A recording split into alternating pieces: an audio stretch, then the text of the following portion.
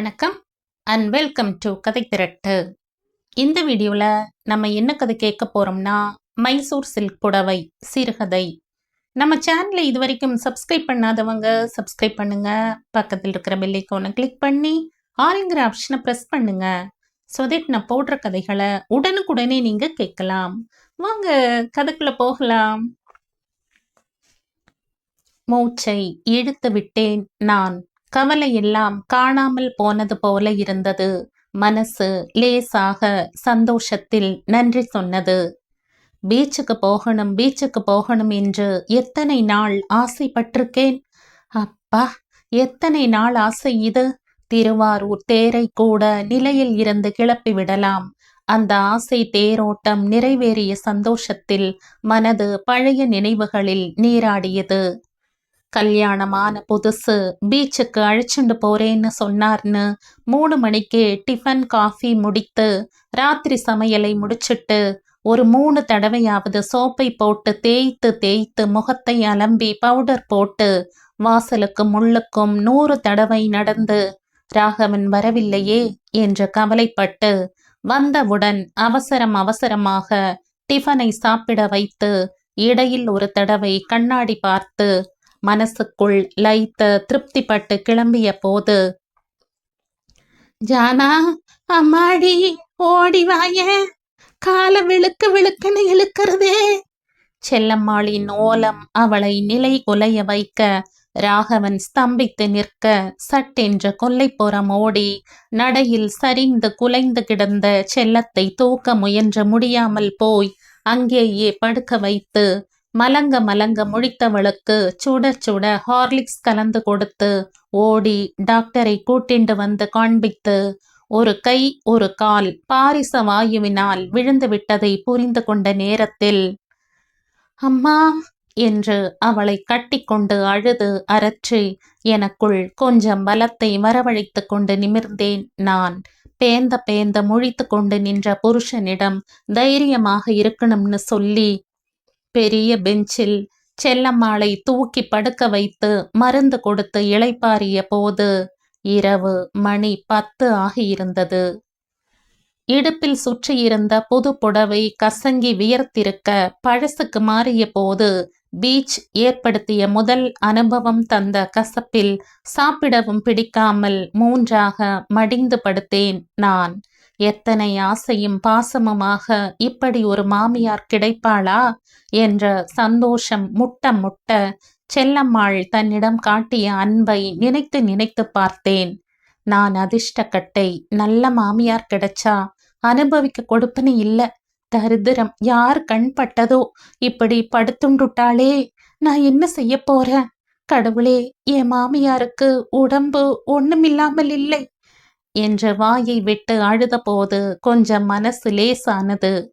அடுத்த 3 மாசத்திலே என்னையும் ராகவனையும் விட்டுட்டு செல்லம்மாள் போய் சேர பீச் ஞாபகமே மறந்து போயிருந்தது எனக்கு. 6 மாசம் ஓடிப்போனது.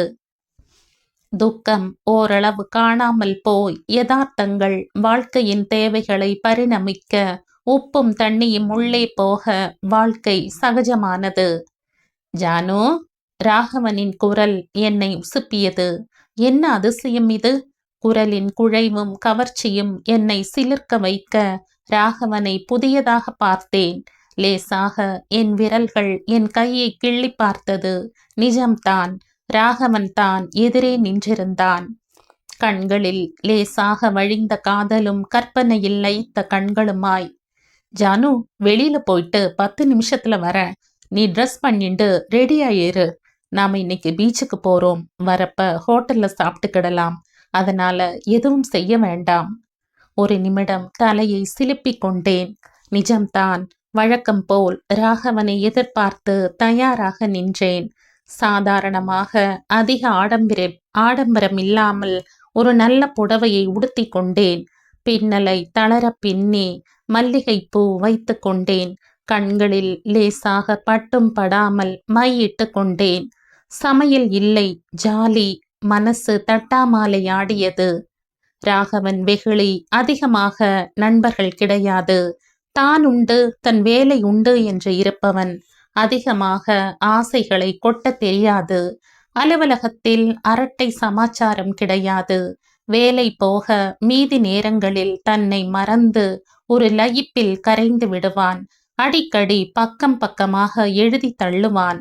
மனைவியிடம், ஆஹா, இந்த புடவை உனக்கு எவ்வளவு நன்னா இருக்கு, ஸ்மார்ட்டா இருக்கியே ஜானு, உன் சமையல் இன்னைக்கு ஏ கிளாஸ். மாட்டவே மாட்டான், பேசவே மாட்டான். தப்பி தவறி பேசினாலும் வாயை திறந்து பாராட்டவே தெரியாது. அவனை புரிந்து கொண்டாலும் ஒரு சில நேரங்களில் பெண்மை பாராட்டுக்களை எதிர்பார்த்து ஏங்கியது. என்ன, ரெடியாகலையா? ராகவனின் குரல் என்னை நினைவு உலகத்திற்கு மீட்க, ஓ, அப்பவே ரெடியாயிட்டனே.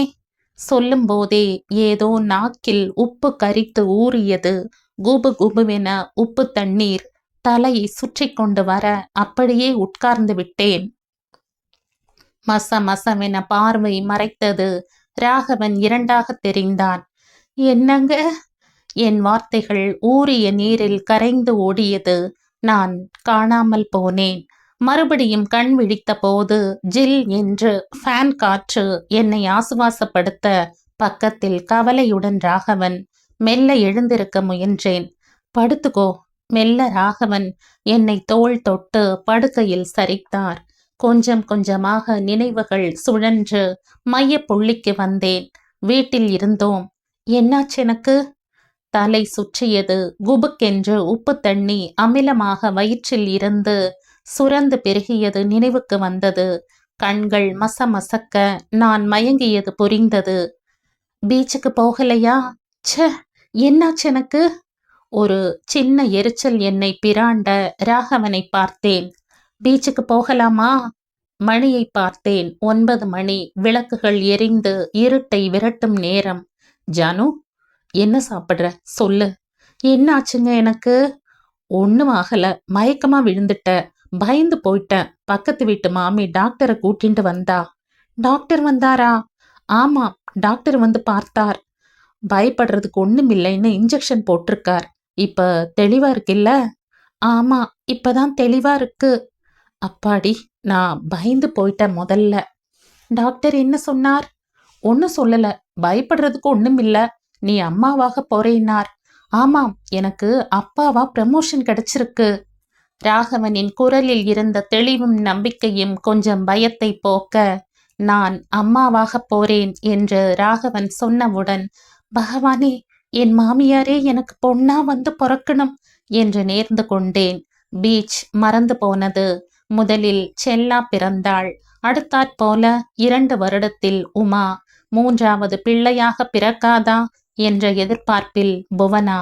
நமக்கு ஒரு பிள்ளை பிறப்பான் என்ற நம்பிக்கை குறைந்து, போதும் வேண்டாம் விஷ பரீட்சை என்று முடிவெடுத்த போது சபலப்பட வைத்து, ஒருவேளை குருவாயூரப்பன் அருள் தருகிறானோ என்னவோ என்ற எதிர்பார்ப்பில் பிறந்தவன் கண்ணன். வாழ்க்கை ஓடியது. செல்லா பிறந்து 1 மாதத்தில் ராகவனுக்கு திருச்சிக்கு மாற்றல் என்று ஆனபோது முதலில் பிடிக்கவில்லை என்றிருந்தாலும் பக்கத்தில் அம்மா வீடு என்ற சந்தோஷத்தில் திருச்சிக்கு போக, வரிசையாக குழந்தை பிறப்பு என்று அம்மாவின் உதவி நன்றாகவே தேவைப்பட்டு திருச்சியே பிடித்து போனது. குழந்தைகள் படிப்பு என்று அங்கே ஸ்திரமான போது மறுபடியும் சென்னைக்கு மாற்றல் கிடைக்க, குழந்தைகளை லீவின் முடிவில் அழைத்து கொள்ளலாம் என்ற முடிவு எடுத்து ஒரு இடம் பார்த்து சென்னையில் மறுபடியும் குடித்தனம் என்று ஆனபோது எனக்கு சிரிப்பு வந்தது. பீச்சுக்கு போலாமா? மனசுக்குள் எழும்பிய அந்த வார்த்தைகளில் எனக்கு சிரிப்பு வந்தது. போகலாமே. வாரம் தப்பாமல் பீச் பழகி போனது.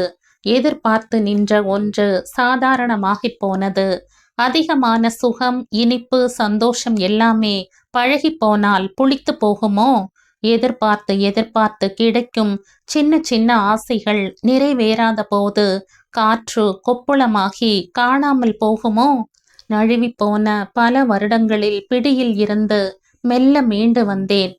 தேங்காய் மாங்காய் பட்டாணி சுண்டல் என்ற குரல்கள் காற்றில் கரைய, கும் என்ற மசாலா மணக்க, வெங்காய வாசனை மூக்கை துளைத்தது. நான் அவரை திரும்பி பார்த்தேன். என் அவர் எழுத்துலகின் அறிமுக ஆதவன். கண்ணை மூடி பேச்சிழந்து சிந்தனையில் காணாமல் போயிருந்தார். மாமி மாமி 3 முறுக்கு 2 ரூபாய் தான் மாமி, ப்ளீஸ் வாங்கிக்கோங்க மாமி. நெற்றியில் பட்டை விபூதி பளிச்சிட முட்டியிட்டு உட்கார்ந்து பொட்டலம் கட்ட பேப்பரை எடுத்தான் அந்த சிறுவன். அந்த சின்ன குழந்தை வியாபாரத்தை நம்பி வீட்டில் எத்தனை பெரிய ஜீவன்களோ. 3 ரூபாய்க்கு முறுக்கு தாப்பா. பையனுக்கு நிரம்ப சந்தோஷம். பொட்டலம் கட்டி கையில் கொடுத்த போது 3 ரூபாய் வியாபாரம் முடித்த சந்தோஷம் அவன் கண்களில் கூடு கட்டியிருந்தது. 2 முறுக்கை கையில் வைத்து மிச்சம் இருந்ததை பிளாஸ்டிக் பையில் சுற்றி பத்திரப்படுத்தினேன். நான் முறுக்கை உடைத்து அசை போட்டேன். வாயில் கரைந்தது அது. அவர் பார்வை எங்கோ அமானுஷத்தில் பறந்திருந்தது. மெல்ல என் கண்களை அக்கம் பக்கம் ஓடவிட்டேன். விபூலும் ஷிஃபானும் கண்ணை கட்டி போட்டது. பக்கத்தில் போன ஒரு பெண்ணின் மெரூன் கலர் மைசூர் சில்க் புடவையை பார்த்தவுடன் என் மனது அதற்கு ஆசைப்பட்டது. அந்த சில்க் புடவையின் சின்ன கரை அந்த பெண்ணின் பாதங்களை கொலுசாய் சுற்றியிருந்தது. கட்டாயமா இந்த வருஷம் தீபாவளிக்கு மைசூர் சில்க் புடவை தான் வாங்கிக்கணும். முடிச்சு கெட்டியாக விழுந்தது. எத்தனை மாசமா ஒரு புடவை வேணும்னு கேக்குறேன். காதுல போட்டுண்டா தானே? மனசுதான் செவிடாயிடுத்தே, காதுல எப்படி கேக்கும்? எழுத்துல மட்டும் தேனும் பாலும் ஓடும். யார சொல்லி என்ன லாபம்? ஒரு விரல் கடை சரிகை போட்ட புடவை எத்தனை ரூபாய் இருக்குமோ? சாதாரண புடவையே 300க்கு குறைய மாட்டேங்கிறான். கை நிறைய சாமான் வாங்க முடியல. அவர் என்ன பண்ணுவார்? 4 பசங்களுக்கு துணி எடுத்து கொடுத்து படிக்க வச்சு உப்பு புளி வாங்கி குடும்பம் நடத்துறதுன்னா லேசா என்ன? வாழ்க்கை என்ன நீச்சல் குளமா? சுகமாகவும் இலகுவாகவும் நீச்சல் போட்டு கரை ஏற? சம்சாரம் என்பது கடல், அலை ஓயாத கடல். சாதாரண குமாஸ்தா உத்தியோகம், வாங்குற சம்பளம் வாய்க்கும் கைக்கும் காணல. கண் முழிச்சு கை ஒடிய கதை எழுதுறார். பரீட்சை எழுதுறாப்புல பக்கம் பக்கமா எழுதி தள்ளறார். எழுதி என்ன லாபம்? எங்க பத்திரிகையில லட்சம் பிரதி போறதுன்னு பெருமைப்படுறவங்க சன்மானம் தரப்ப மட்டும் முன் கையை நன்னாகவே பின்னுக்கு இழுத்துக்கிறா. ஒரு 100 ரூபாய் கொடுக்க மூக்கால அழறா. எது எப்படினாலும் இந்த வருஷம் கொஞ்சம் பணம் சேர்த்து மைசூர் சில்க் புடவை வாங்கிக்கணும். மனசுல முடிச்சு இறுகியது. மைசூர் சில்க் புடவை கனவில் நிற்க நீல வானத்தில் நிலா நீந்த தொடங்கியது. நினைவுக்கு திரும்பிய அவர், ஜனா இருட்டி போச்சு பார், வீட்டுக்கு கிளம்பலாம் வா என்று என்னை உசுப்ப கற்பனைகளை அப்படியே மனசுல போட்டு பூட்டியவளாய் நடக்க ஆரம்பித்தேன். வீட்டிற்கு வந்த உடனேயே சாப்பிட தட்டு போட்டேன். ஜனா நீ சாப்பிட உட்கார்ந்தா மூடு போயிடும். ஒரு குறுநாவல் மனசுல வந்துடுத்து 1 ஹவர்ல முடிச்சிடுவேன். நான் அப்புறம் போட்டுண்டு சாப்பிட்டுக்கிறேன். தீபாவளி மலருக்கு கேட்டாங்க என்று எழுத உட்கார்ந்து விட்டார். சாப்பிட்டுட்டு எழுதக்கூடாதா? தொணக்காத. சினிமா கதிர்காரா குறுநாவல் கேட்டிருக்கா. சுளையா 500 ரூபாய்க்கு மேல கொடுப்பா. நிச்சயமா 500 ரூபாய்க்கு மேல கொடுப்பாளா? கொடுப்பா. அப்ப எனக்கு மைசூர் சில்க் புடவை ஒண்ணு வாங்கி தரேளா? பீச்சில் பார்த்தேன், ஒருத்தி கட்டிண்டு போனா. என்னமா இருக்கு தெரியுமா? ப்ளீஸ் தீபாவளிக்கு கட்டிக்கலாம். ரொம்ப நன்னா இருந்தது. வாங்கி தரேளா? வாங்கித்தர. நீ கேட்ட மைசூர் சில்க் புடவைய வாங்கித்தர. என் கற்பனையை கலைத்து விடாதே என்ற கெஞ்சல் பேச்சில் தெரிந்தது. நிச்சயமாத்தான். சரி, நான் சாப்பிடுறேன், எனக்கு பசிக்கிறது. கதை எழுதி முடிச்ச உடனே சொல்லுங்க, நான் சாதம் போடுறேன். அவத்து போட்ட நைலெக்ஸ் புடவையை மடித்து கூட வைக்காமல் புது புடவை வரப்போகும் ஜோரில் பழம் புடவையை சுற்றி கொண்டு ஒரு வாய் சாப்பிட்டு முடங்கினேன் நான். காலையில் கண்ணை முழிச்சு பார்த்தால் எழுதி முடிச்ச குறுநாவலும் சரியாக மூடப்படாத பேனாவுமாக பிசைந்து வைத்த தயிர் சாதம் அப்படியே இருக்க நன்றாக தூங்கி கொண்டிருந்தார் அவர். பாவம், பசியோடு தூங்கிட்டார் என்றபடி அன்றைய கடமைகளில் என்னை திணித்து கொண்டேன். சினிமா கதர் பத்திரிகை குறுநாவலை வெளியிட்டு சன்மானமாக ரூபாய் 750 அள்ளி கொடுக்க என் ஆசைப்படியே நான் கேட்ட மைசூர் சில்க் மெரூன் கலர் புடவையை எனக்கு வாங்கி கொடுத்து விட்டார். தனக்கு ஒரு 4 முழ வேட்டியும் குழந்தைகளுக்கு ரெடிமேட் டிரெஸ்களும் வாங்கித்தர தீபாவளி களை கட்டியது. அம்மாவும் அப்பாவும் தீபாவளிக்கு குழந்தைகளை அழைத்து கொண்டு வர மனோகரமும் மாலாடுமாய் மனக்கோட்டையில் சர விளக்குகள் பளிச்சிட தீபாவளி மணத்தது. அக்கம்பக்கத்தில் அத்தனை பேருக்கும் மைசூர் சில்க் புடவையை காண்பித்து மகிழ்ந்தேன். புடவை அழுக்காயிடும் என்று எண்ணெய் தேய்த்து குளிக்காமல் நான் மட்டும் சோப்பு போட்டு குளித்து எல்லா வேலையும் முடிந்த பிறகு குழந்தைகளுக்கு தலை பின்னி புதுசு போட்டு பட்டாசு விட அனுப்பிய பிறகு முயல் குஞ்சு போல மென்மையாக இருந்த புடவையை பிரிச்சு கட்டிக்கொண்டு கண்ணாடி முன்னால் நின்று அழகு பார்த்து சிநேகிதர்கள் பார்த்து சிரித்து பேசி உறவினர்களிடத்தில் சந்தோஷங்களை பகிர்ந்து கொண்டு வீடு திரும்பி புடவையை அவிழ்த்து எட்டாய் மடித்து கொடியில் போட்டு ஆறவிட்டு சுருக்கம் நீவி மடித்து பெட்டியில் வைத்தேன். இரவு வந்தது. வாய் ஓயாமல் அவர் இருமினார். பாலை சூடாக்கி மிளகு பொடியும் மஞ்சள் தூளும் சேர்த்து கொடுத்தேன். புடவை நன்னா இருந்ததா? திருப்தியா? அவர் பார்வை கேட்டது.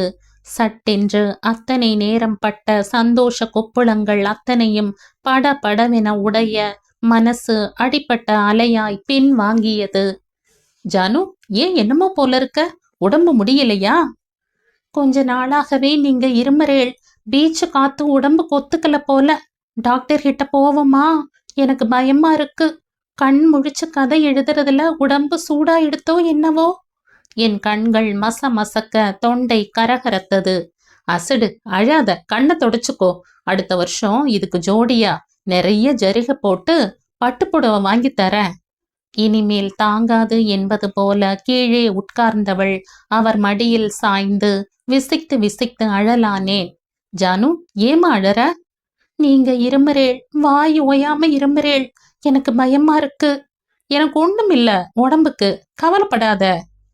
ஏங்க, இந்த மைசூர் சில்க் புடவை வாங்கின 700 ரூபாயில இந்த வருஷம் பூரா ஆழாக்கு பசும் பால் வாங்கி ராத்திரியில உங்களுக்கு கொடுத்திருந்திருக்கலாம்.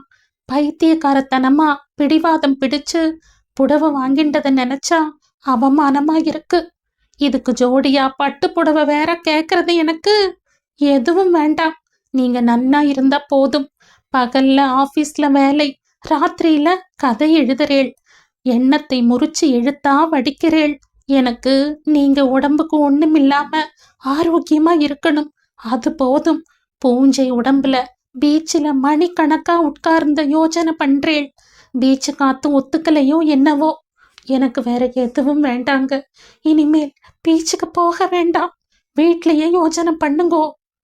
குரல் உடைந்து நான் அழ அவர் கைகள் என்னை மிருதுவாக அணைத்து, பண்டிகை மதுவுமா அழுவாளோ என்று ஆத்மார்த்தமாக கேட்டபோது, நாளைக்கு டாக்டர் கிட்ட போலாமா? என்கிட்ட 50 ரூபாய் இருக்கு. போலாம், டாக்டர் கிட்ட போகலாம். சின்ன சின்ன ஆசைகளின் எதிர்பார்ப்பில் பெரிய பெரிய சந்தோஷங்கள் உடைந்து விடுமோ? எது வேண்டும் என்று புரிந்து கொண்ட பலத்தில் அவன் அணைப்பில் அவள் தன்னை கரைத்து கொண்டாள்.